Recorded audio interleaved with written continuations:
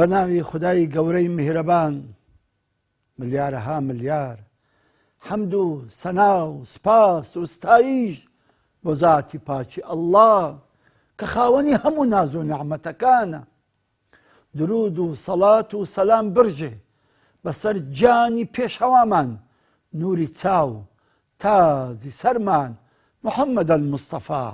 صلى الله عليه وسلم ولەسەر یار و یاوەرانی ولەسەر ئالی ئەطهاری ولەسەر شوێن کەوتوانی تا ڕۆژی دوایی. ئازیزانم خۆشەویستانم خوشحاڵم ئەمڕۆ کەس بە خزمەتتان گەیشتمەوە بۆ تەواوکردنی ئەو سەفەرە دوور و درێژەی کە سەلمان دەستی پێکرد. سەلمانی فارسی عەوداڵ و عاشقی ڕاستی شێت و شەیدای پێغەمبەری خوا صلى الله عليه وسلم لە ئەسفەهانەوە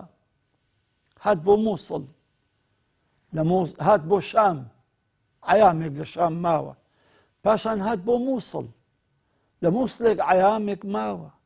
پاشان چوو بۆ تورکیا لۆ نووسەیبین شاری نووسەیبین ماوەیەکیش لەوێ ماوە، پاشان هاتە شاری عەمووریا هەر لە تورکیا ماوەیەکیش لە خزمەت ئاخر قەشەی وێندەر ماوە. پێش ئەوەی قەشەکە وەفات بکا سەلمان پێی گوت قوربان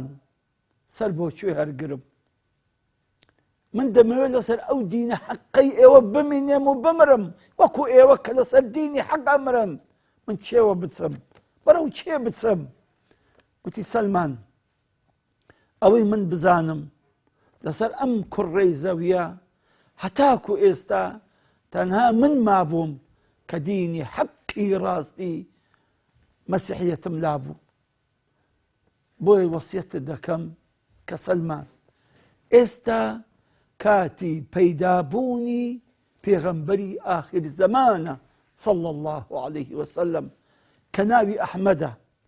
لە شارێک پەیدا ئەبێ لە لای عەرەبەکان کە شارێکە دوو لای شاخە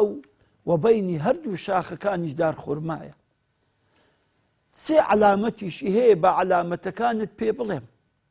بڕۆ خۆت بگەینە ئەوێندەر، هەر کاتێکە ئەو پیاوە پەیدا بوو ئەگەر ئەو سێ عەلامەتت لێ دیت یەقینت بێ ئەوە پێغەمبەری ئاخر زەمانە. فەرمی یەکەمینیان ئەو پیاوە هەدیە و دیاری وەرئەگرێت و ئەیخوات، هەدیەیەکی بدێ دیارەیەکی بدێ ئەخوات. دووەم سەدەقە و زەکات ناخوات، هیچ سەدەقە و زەکات وەرناگرێ نایخوات. سێمیشیان لە پشتی لەسەرشانی لە بینی قۆرنجەکانی مۆری پێغەمبەرایەتی پێوەیە، ئەویش زیادە گۆشتێکە وەکو بەقەدەر هێلکەی کۆفتری لە بینی هەردوو قۆرنجەکانیتی ئەگەر ئەوە دیت ئەو سێ عەلامەتە بزانە بە حەق و یەقین سەلمان ئەوە پێغەمبەری ئاخر زەمانە صلى الله عليه وسلم، بڕۆ ئیمانی پێبینە و بەدوایکەوە هەتاکو ئاخر نەفەس لە خزمەتی بە. سەلمانیش خەنی بوو لە خۆشیان تەواو، بەڵام چۆن بگاتە مەملەکەتی عەرەبان؟ جا بۆیە کاتێک کە قەشەکەی عەمووریا مرد سەلمانیش گەڕا لە دوو ئەو تازیرانی کەوا لە لای مەملەکەتی عەرەبەکان دێن، تووشی کۆمەڵک تازیری هات، گوتی ئێوە ئیچێن دەرن توێن ئیمە مەملەکەتی عەرەبەکانین، گوتی چەند پارەتان دەوێت دەتان دەمێ بەس ئێوە من ببەن لەو مەملەکەتی عەرەبانە دامنێن. تازیرەکانی زۆریان پێ سەیر بوو، سەیرە ئەو شاخ و داخ و کەسکاییە و خۆشیە سلمان کابرایەکی غەریب و فەقیر ئێرە بەجێ دێڵێ دێتە ناو ئەو سەحرا و ئەو خۆری و ئەو گەرمیەی بابەت چۆن دەبێ ئێرە بەجێ بێڵیتن بێتە ناو ئەو خۆر و سەحرا و ناخۆشی و ناڕەحەتی و ئەو گەرمە سێنیەی زۆریان پێسەیر بوو بالمقابل پارێکی زۆریش دەدا کات لە شک و گومان لێی و بەڵام قسەیان نەکرد سەلمانیان سوار کرد لەگە خۆیان و بردیان بەڵام بەداخەوە ئەم تازیرانە نانەزیب دەرچوون هەستە هەموو پارەکەیان لە سەلمانی ساند و لە ڕێگاش فرۆشتیانە کابرایەکی جوولەکە ئەو جوولەکە زۆر مابوو هێشتان بگاتە مەدینەی سەلمان زۆر مابوو ئەو شوێنەی کە ئەوان فرۆشتیان زۆر دوور بوو لە مەدینەی ماوەیەکی زۆر سەلمان لەلای ئەو یەهودیە ماوە و خزمەتی کرد بەڵام ئاهونوزە و پارانەوەی هەر لە عاسمان بوو کە خوای گەورە مشەڕەفی بکە بەو شارەی کە پێغەمبەری خوا صلی الله عليه وسلم هیزرەت دەکا لە بۆی ئەو بوو قەدەری خوای گەورە ئەم کابرای یەهودیە سەلمانی بردە مەدینە کە پێیان دەگوت یەثریب هەستا بە هەدیە سەلمانی بە هەدیەدا ئامۆزایەکی خۆش کە یەهودی بوو بەڕاستی سەلمان کە لەسەر پشتی عوشترەکەی نێزیکی شوێنەکە بووە دڵی فڕی لە خۆشیان زانی ئەو شوێنەیە کە قەشەی عەموریە وەسفی بۆ کردیە کە دوو شاخە و بینی شاخەکان هەموو دار خورمایە فعلەن زۆر کەیف خۆش بوو بەڕاستی دڵخۆش بوو ئەلەو کاتیدا ئەو کابرای یەهودیەش هەستا بردی دایە ئامۆزایەکەی خۆی و گوتیەوە عەبدێکی زۆر چاکە و زۆر ئیشکەرە و زۆر موتیعە بەڕاستی لەبەر ئەوەی ئێمە ئامۆزای یەکترین و یەکترمان خۆش دەوێت ئەو بە هەدیە و خەڵاتی من بیت ئیتر سەلمان خزمەتی ئەو پیاوە یەهودیەی دەکرد خورمایەکانی لە بۆ چا دەکرد هەمووی لە بۆ تەڵقیح دەکردن زۆر ڕێک و پێک خزمەتی دەکرد ڕۆژێکیان سەلمان لەسەر خورمایەکی برن خەریکی چاکردن و برین و تەڵقیحکردنی خورما بوو جێی لێ بوو یەکێک هات بە پەلا هات بە یەهودیەکەی گوت فلان دەچێی گوتی ها لوا پەشۆکاوی گوتی جێت لێ نییە خەبەرت نەبیستووە سەلمانی جێقیت کردەوە لەسەر خورما جێخیت کردەوە یا ستار چ دەبێت چ بێ کابرای یەهودیەکە بە یەهودیەکەی سەلمانی گوتی ئاگات لێ نییە و نەتبیستیە ئەوە ئەو پێغەمبەرەی ئاخر زەمان هاتۆتە مەدینەی ئەوەی کە دەڵێ پێغەمبەرم و ئەوە هەموو خەڵک وا لە ئیستیقبالینە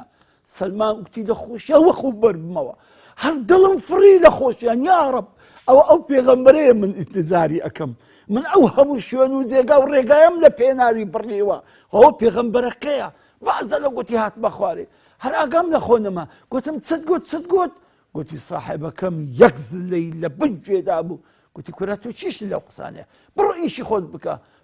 گوتی هەر ئاگام لە خۆ نەما هێخسەر لەسەر ئەو خۆرمایە برندە هاتمە خوارێ تو منا وەڵا حەزم کرد بزانم چ بوو خەبەرە گوتی علاقەی بە تۆ نییە بڕۆ ئیشی خۆت بکە تی وەڵا بەسەر کەتم بازام تازە تەواو خەبەرم بیست محەممەدە مستەفا هاتووە صلی الله عليه وسلم تی خۆم کرد ما چ ماوە بسم ئەم علامەتانەی تاقیکەمەوە ڕۆژێکیان قاپە خورمایەکەم بردو زانیم تاقیبم کرد کە محەممەدە مستەفا صلی الله عليه وسلم لەچێ لەگەر ئەسحابەکانی دائنیشێ تی قاپە خورمایەکەم بردو وەڵا دیتم هەموو لە دەورەی دانە و سەلامی لێ دەکا یەکەم جار بوو ئەو نور و جەمالم دیت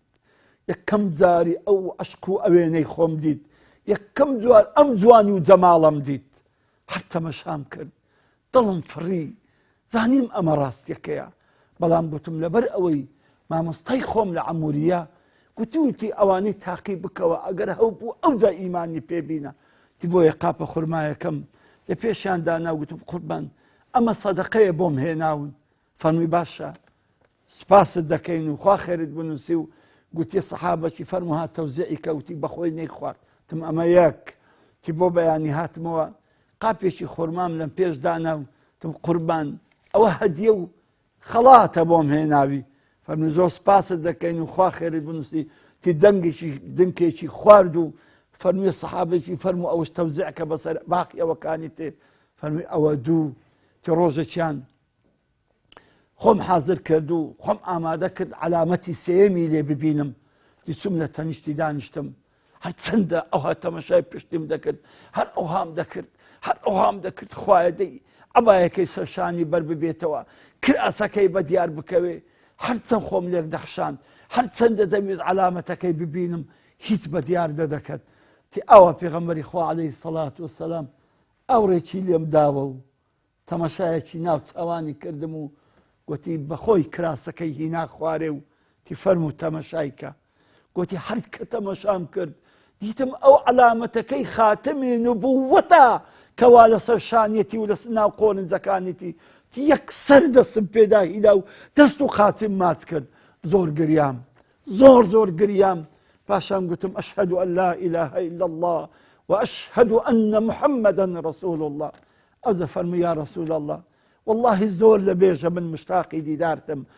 زۆر لە مێژە لە دوور دەگەڕێم یا رسول الله ئەگەر قسە و بەسەر هاتی من بزانی من چێم و چیم بەسەر هاتووە بەڕاستی تۆ جێم لێ ڕادەگری دیدەی ناوت چییە تم ناوم سەلمانە ئەوزە قسەکەی خۆی هەموو لە بۆ پێغەمبەر و صلى الله عليه وسلم لو أصحاب رضا ورحمتي خوان لێبی جێڕایەوە بەڕاستی پێغەمبەری خوا صلى الله عليه وسلم معزب و سەرسام بوو بەو کەشتە ئیمانیەی کەوا سەلمانی فارسی لە ئێرانەوە بۆ شام لە شام بۆ مووسڵ لە مووسڵ بۆ تورکیا لە تورکیا لە نووسەیبین بۆ عەموریە لە عەموریە بۆ ناو جوولەکەکان لەوێ بوون بە عەبد و بە کۆیلا پاشان هاتن لە بۆ مەدینە و بە خزمەت گەیشتنی پێغەمبەری خوا نوری چاوی تازی سەری ڕوحی گیانی سەلمانی فارسی محەممەد المستەفا صلى الله عليه وسلم ئازیزانم بەڕاستی سەلمان لە خزمەت پێغەمبەر ماوە عليه الصلاة والسلام حتا وفاتی کرد طبعا سەلمان ئێستا لە مەدائین شوێنێکە لە بەغدایە کە پێی دەڵێن مەدائین قبری مبارەکی ئەلەوێن دەرو و ئەلەوێن دەریش نێژراوە ئازیزانم بەڕاستی ئەوە ئەبێتە دەرس و عیبرەت ئەم سەرمەشقە بۆ ئێمە کە ئێمەش ئەبێ بەڕاستی وێڵ و عەوداڵ بین لە دوو حەقیقەت و ڕاستی و هەموو کاتێک لە دوای حەق و ڕاستی بگەڕێن ئەگەر حەق و ڕاستیشمان لە بۆ بەیان کرا و لە بۆمان ڕوون بۆوە بەبێ منجە منج و بەبێ سێود و ئیمانی پێبینن و بە دوای کەوین و دیفاعیشی لێ بکەین و بزانن ڕاستترین دین دینی ئیسلامە ومن يبتغي غير الإسلام دينا فلن يقبل منه وهو في الآخرة من الخاسرين راسترين دين بيام كآخر بيام شريعتي خوايا لسلسبي كاوش أو دين باكي محمد عليه الصلاة والسلام دبا همومان وكو سلمان دبا وش يقرين خزمتي كين لبيناوي بجينو ولا بيناوي شي بمرين تاكو ديدار أخوائي قبرتان أسبيرم